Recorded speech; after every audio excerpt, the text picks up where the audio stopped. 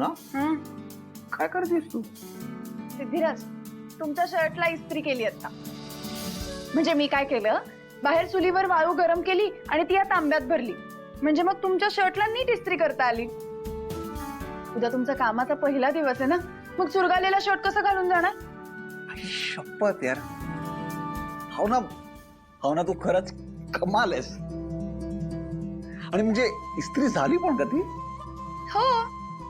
माझी बायको ना आई साप कडक हुशार आहे. अहो अहो, असं काय करताय? शर्ट चुरगाळेल. प्रेमापुढे काहीच नाही भाऊ. तुला माहिती आहे का? आणि तू मला मिठी नाही ना मारलीस तर माझा दिवस पूर्ण झाला असं मला वाटत असते. त्यामुळे अहो बरं बरं, आता तुमची मिठी मला मिळाली आहे म्हणल्यावर माझाही दिवस चांगला गेला असं म्हणायला हरकत नाही. ये बात. बरं चला आता झोपा लवकर. उद्या सकाळी लवकर उठायचंय, कामाचा पहिला दिवस आहे. सिद्धिराज संपतराव गाडे पाटील, कोर्टाने तुम्हाला दिलेला जामीन रद्द केलेला आहे. तुम्हाला अटक करायला आलो आहे.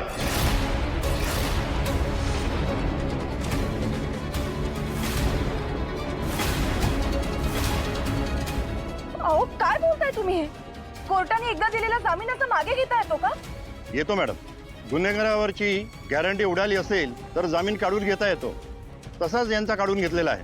हे पोलिसांना सहकार्य करत नाहीयेत. अहो असं कसं शक्य? मी सगळं सहकार्य तर करतोय ना तुम्हाला. ठरलेल्या तारखांना मी पोलीस स्टेशन मध्ये येऊन सह्या करतोय. कुठल्याही साक्षीदाराशी मी बोलत नाहीये. अहो मी गावाबाहेर सुद्धा गेलो नाही. काही काय बोलताय तुम्ही? मी माझं काम करतोय. मला आलेले आदेश पाळतोय. अच्छा, कोणी दिले तुम्हाला हे आदेश? कोर्टाने का आजीने?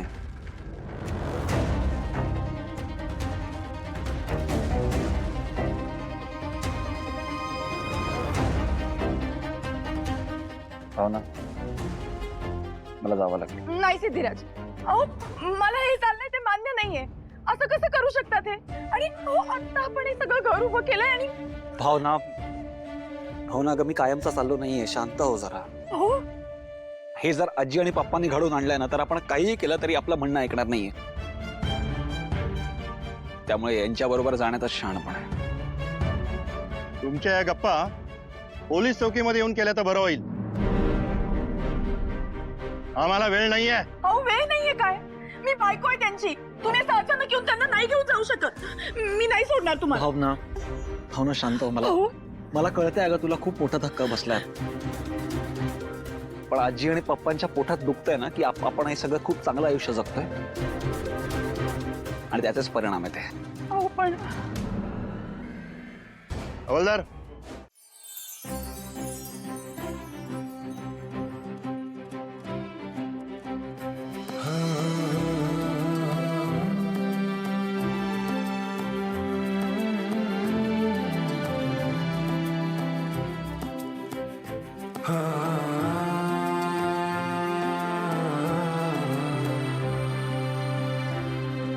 अरे गुरुजी, नमस्कार. नमस्कार.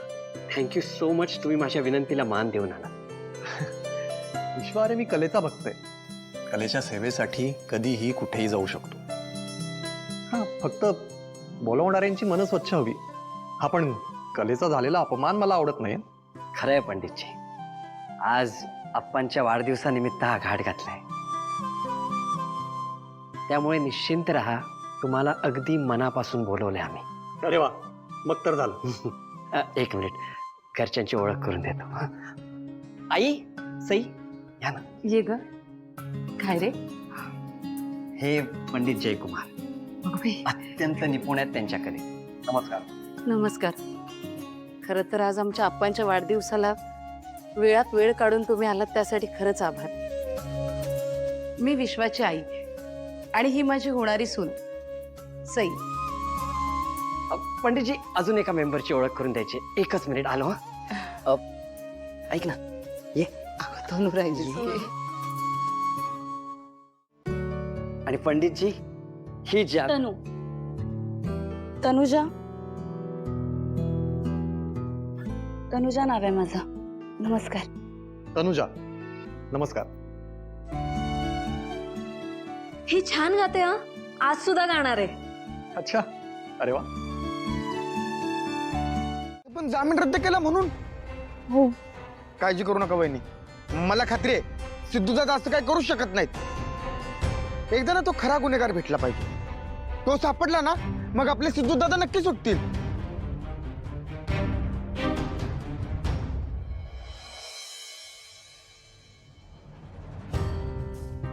काय पसारा मांडून ठेवलाय यांनी?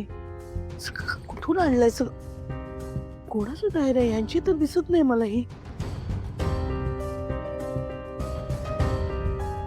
अगं बाई, दुधाखालचा गॅस बंदच केला नाही.